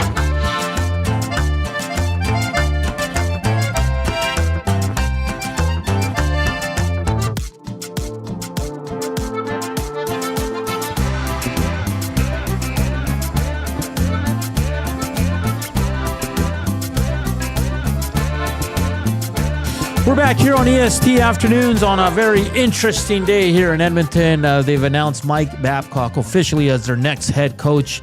DJ Smith joins them. Of course, they spent time in Toronto together. DJ Smith with the LA Kings recently as well. So, yeah, lots of back and forth. Lots of people love it. Lots of people hate it. A lot of people on the fence want to wait till October, November rolls around to see what he can do with this team. So, Hernan DeVito Salas. That's a really good one. All our guests are brought to you by Old Country Towing, Edmonton's most trusted 24/7 roadside rescue team, fast, safe, and reliable for over 15 years. Whether it's a game day or a snowstorm, we work as hard as your favorite team to get you going. Call 780-986-6088 for all your towing needs. It's Joaquin, Gage. I'm Hernan, Salas, producer Zach Kubish in the house as well. NHL draft is set for Friday. And to talk all things NHL draft from Daily Faceoff, their prospect analyst and associate editor, Stephen Ellis, joins us now. Stephen, good to have you on the show. How are you doing today? I'm doing great. How are you guys doing? Oh, it's been an interesting day, Stephen. I'll just leave it at that. Oh, before we get to the draft, I'll get your thoughts. I'm sure you watched the Babcock presser. Just your thoughts on what the Edmonton Oilers announced today. Good luck, Edmonton. Seriously, you would think what happened in Columbus, regardless of how, the full story behind it, it felt like that was just going to be the end. The fact that, I guess you got to trust the captains. You got to trust the guys like McDavid and Draisaitl, who, according to Babcock's own words, he wanted these guys to be fully in on him and Mike Babcock himself if he was going to take this coaching job. So I guess you got to trust these guys at this point, but I don't know, man. It's not the hiring I would do.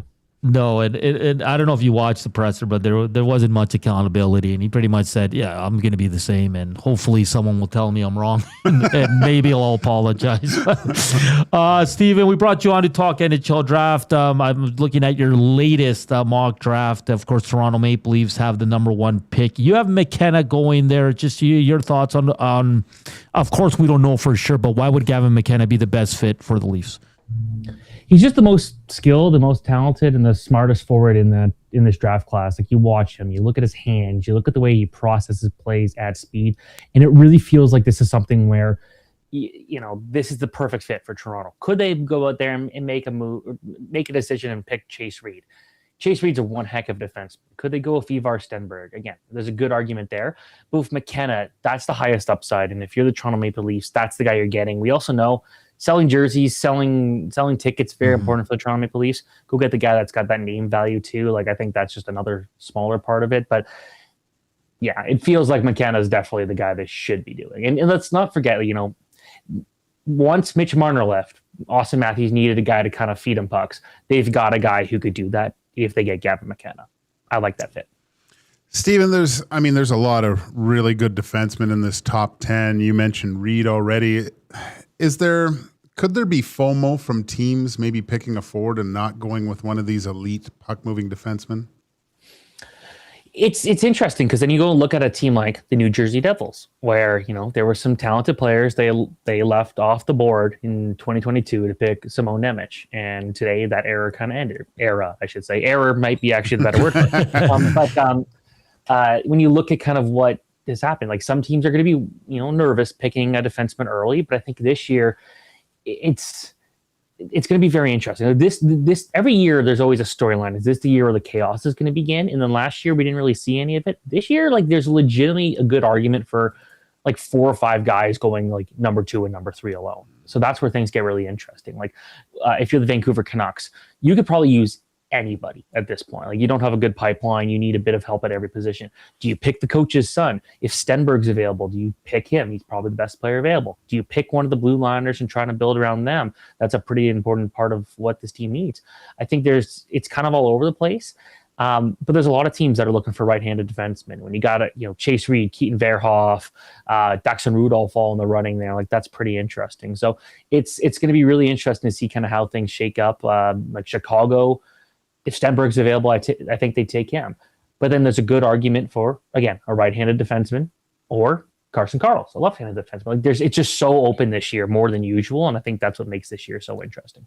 Stephen Ellis from Daily Faceoff joining us here on EST Afternoons. Stephen, you mentioned him, Keaton Verhoff. You have him at 10 to Nashville. What kind of player do you see Verhoff being, when he's well into his NHL career? What kind of defenseman is he going to be? Well, I think you're hoping maybe like an Aaron Ekblad style player. If he can work on his skating and his decision making with the puck, I think he could really become that type of player. There is that offensive potential, and anyone who watched him with the Victoria Royals would know that this guy knows, like, he could dominate plays. I think we just need to see that consistently. But what we saw from him this year was a 17-year-old blue liner who was one of the more impressive rookie blue liners that we've seen in recent college memory. So I think with him, it's just, refining the decision-making under pressure. It feels like there are times where he gives the puck away where it's just like, dude, you just had to wait a split second and you would have made the right pass there. His skating needs a bit of work, but that raw potential, like, I'm still quite high on him. I still think he's one of the most entertaining prospects. And I think the team that gets him is getting a guy with a very high ceiling and they can mold him into what they want him to be. So I do like him a lot.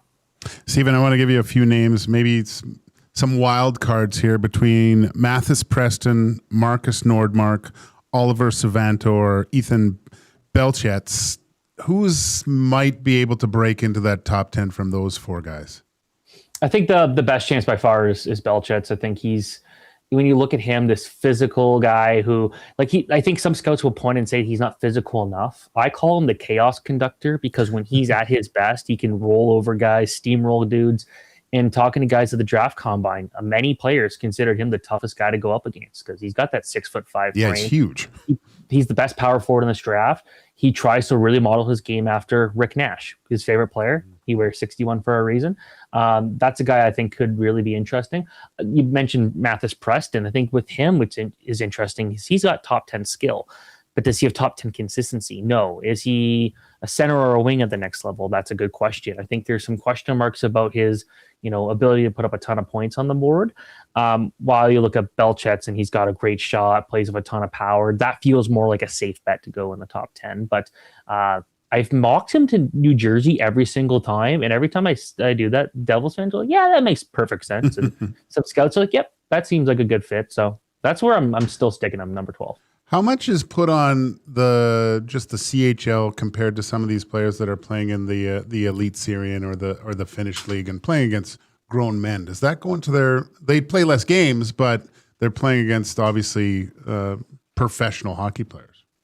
Yeah, I think there's some it can vary. You look at the CHL and it feels like more of a higher pace North American style game where you'll watch an SHL game in Sweden and be much more defensively minded. Mm-hmm. Still, you're trying to balance. It's the comparables. It's how quickly players make decisions with the puck. It's the skating. It's the for a defenseman, is he trying to do a bit too much? Is he trying to do these spinoramas and deking everybody, knowing that that's probably not going to work? So it is a tough thing to kind of mix. When you look at a guy like Ivar Stenberg and what he was able to do in the SHL this year, outstanding first half, fell a little bit in that second half offensively, but still put up over 30 points in one of the top European leagues. And given they don't play a crazy number of games, that's very impressive, especially considering he was on the top line for so much of the season. So I think it's a mix of a bunch of things. You still see a lot of scouts that see guys playing in the SHL or Liga and then want them to come to the CHL to play more games and get used to maybe the smaller ice or just living in North America. Because that's also a thing that gets kind of underrated when it comes to European players is a lot of players take a while to get fully comfortable, especially when you look at Russians where a lot of the Russian players don't speak English coming over, and then they've got to really figure that out, and that can slow their development a little bit. So it is kind of a tough thing to kind of match. But this year, the one trend that was very interesting was actually how many European goalies came over to North America this year. Like you look at Tobias Trebel as the top goalie. He's in the USHL, and this is a guy that came from Czechia. You got a couple Czech guys, a couple Slovak guys. Like it's something where everyone's just looking for the right opportunity to develop at the right time. And it's definitely interesting. Stephen Ellis from Daily Faceoff joining us here on EST Afternoons. Are you expecting some movement, Stephen, here in terms of teams trying to move up and move down? We always see some action, but and it's funny because we always get excited for draft day. It's going to be a lot of movement, and it's usually a dud. What are you expecting this year? I do wonder if what we saw with the Tkachuk trades probably at the end in terms of top 10, could we see a team really find a way to maybe go and get the Ruck twins later in the first round? I think that could be a possibility. Ottawa with that number 9 pick and then the 25 pick, could they package that up and get someone who can immediately help them? Mm-hmm. That's interesting. I know there's a lot of rumors about Matthew Nyes to Chicago and that involving the 4th pick. Like I could see that actually being a really good decision for the Blackhawks, depending on kind of how that whole trade pans out. Obviously wouldn't count. You wouldn't put the first round or first overall pick if you're Toronto in that deal, but still, I think it's something where I'll believe it when I see it. And I don't see any trades, at least in the top 10. Could we see it later in the first round? Absolutely. I think that's always where more of the conversation is. But I think I'm kind of tired of listening to the hype of, there's going to be so many trades and nothing actually happens, which for me, honestly, makes it a lot easier. I don't have to do any more running around extra work. The worst is when teams make trades right after a mock draft and they got to redo everything. It's Steven. The Oilers don't have this. I might be putting you on the spot, but the Oilers don't pick till the 52nd pick in the second round. Is there a player there that you can see the Oilers maybe be a steal of a pick, or they can still grab a good player at that position? It'd be interesting if Ryan Rubrick falls that low. Like I've heard him as high as late first round. Somewhere, some people think he could be late second round. This was a guy who was a top 10 prospect like in November. And the big thing about him is he is a proven goal scorer. He has scored a lot of goals at every level, but his work ethic away from the puck is something that all scouts are worried about. Like no one denies his skill, but can he put it together every single night? The other one that's interesting would be Blake Zelensky out of the USHL. Now, I think Oilers fans may have paid attention to what Ethan Wittenbach was doing for the Calgary Flames prospect pool this year. Outstanding year in the NCAA. Kind of like he was a great guy in the USHL, but no one really saw him all of a sudden being one of the top players in college as a freshman.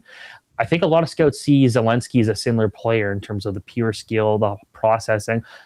And both guys also won the same award, the Goudreau Award in the USHL. Hey, maybe they follow kind of a similar path there.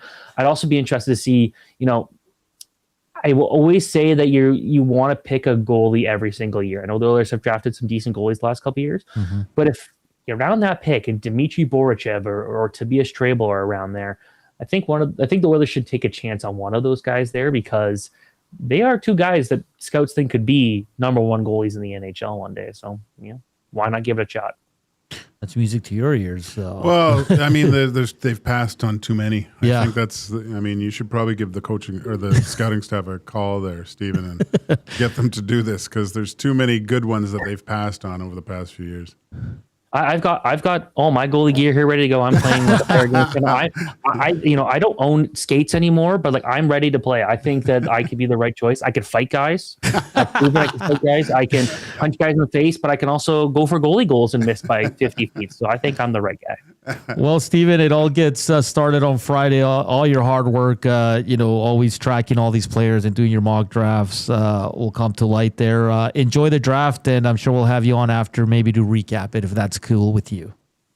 Yeah, sounds good. Thanks so much, guys. All right, Stephen Ellis from Daily Faceoff there. He's the associate editor and prospect analyst at Daily Faceoff. And I mean, if a lot of the the experts are saying these guys could be NHL regulars, number 1s, I mean, the Oilers definitely have to look at this.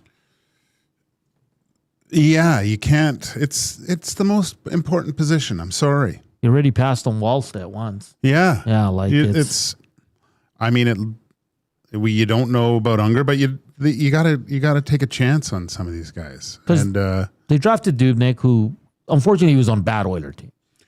Well, I hate to say it, but the Oilers have drafted some pretty good goaltenders. Stuart Skinner. Joaquin Gage. Dubnyk,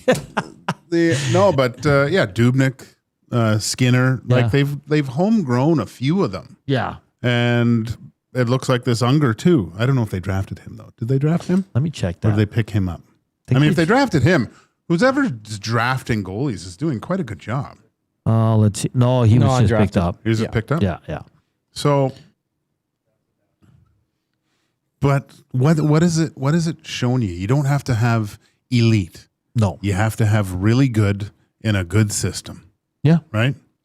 Because, I mean, Hellebuck's a difference maker, but he hasn't been great in the playoffs. No. If you really look at it, he's great in the regular season and had one good Olympics. Yeah.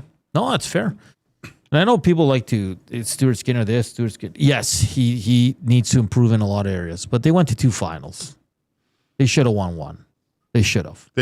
And you can't put it all on Stuart Skinner. The team needed to score. Unfortunately, injuries cost them the second time around. They didn't score when they needed to. They needed to score in the first 2 and the last 2. Yeah. They scored in between. Yeah, it's crazy. So, man, what a fun day. Like I said, we don't always have to agree, but a lot of good conversation there, people keeping it respectful. It's been good. Currently in the 40th minute, England and Ghana tied 0-0. I'll keep you tabs on that. Of course, Reed Wilkins, Jay Milne. They'll have more on Mike Babcock and stuff. They have the Mark Killam show coming up as well.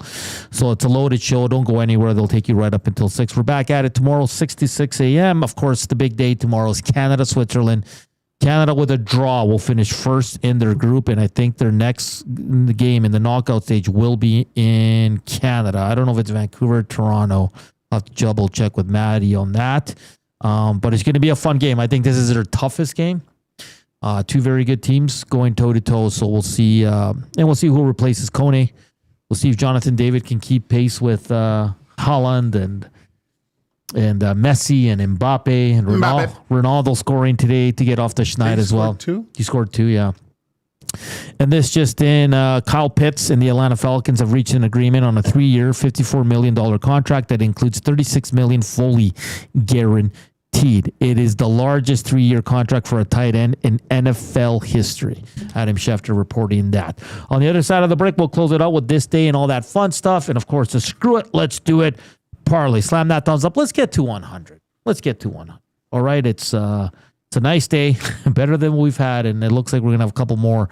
And again, if you're going to the game tomorrow, text the River Cree inbox from Vancouver and just show us a picture of the crowd or whatever you're doing. I think that'd be great. And you got to guess when Mikey B is going to go nuclear with the Edmonton Oilers. Hernan at EdmontonSportsTalk.com. We got a bunch of emails already. Keep those coming in. We'll keep teeing this up until the season. So you just got to pick the time of the game, and what period. And the winner, the closest, we'll take home a nice little prize we'll come up with here. We close it out here on next on EST Afternoons.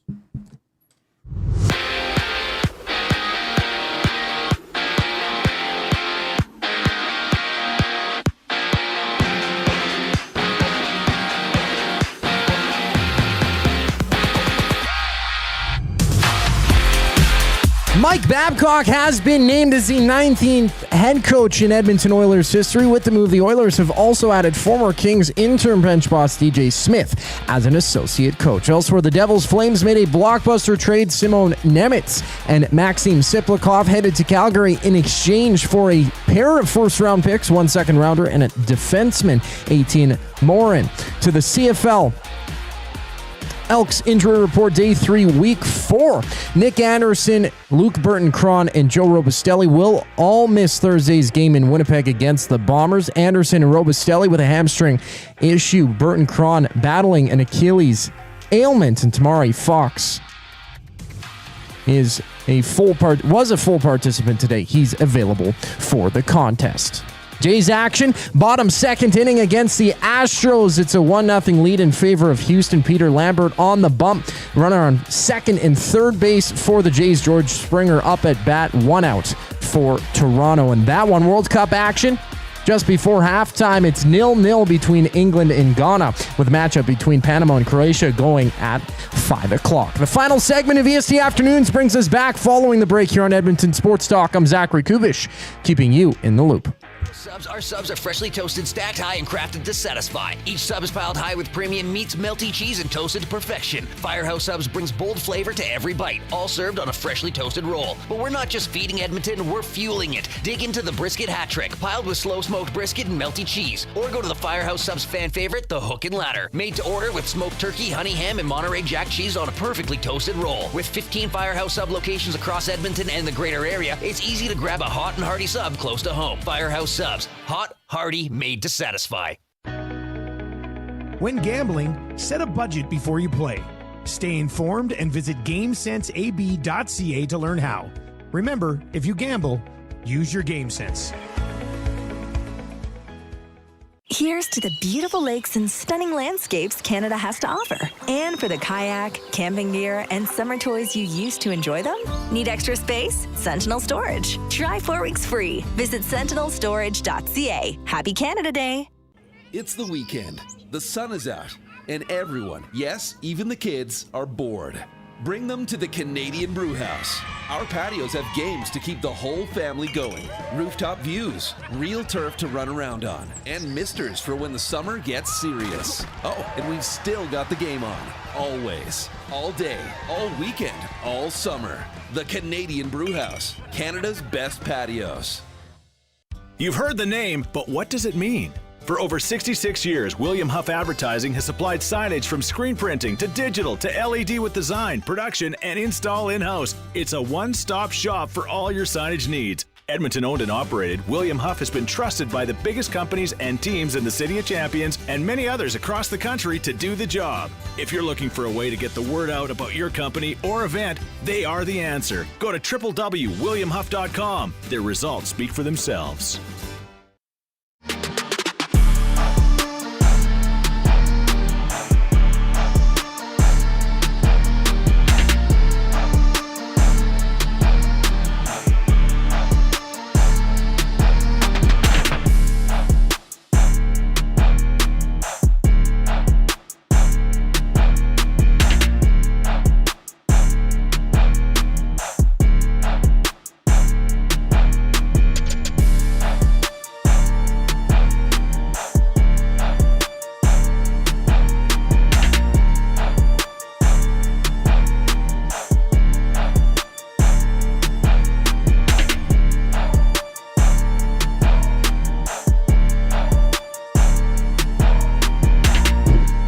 For a final segment here on EST Afternoons, always coming to you live from the William Huff studio. Let's get to the Screw List with Parlay for Inside the Numbers. When you bet with Play Alberta, you give back to Alberta. That's because it's the only app in the province that puts all revenue directly back in supporting programs and services that Albertans rely on every day. So next time you place a wager on your favorite team, know that you're also making a difference across the province through Alberta's General Revenue Fund. Visit playalberta.ca/EST to learn more.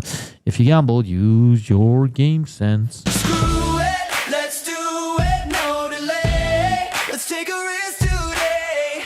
No sense being safe. We need a huge payday. Who wants to go first? This guy got in his head. I think he took a cut. A cut? Yeah, he bonked heads. Yeah, he got a cut. He didn't get cut. What do you guys got? Canada to win. How about a draw, Joaquin? No? Okay. I don't second guess my picks. I am fully confident they will win tomorrow. Coob?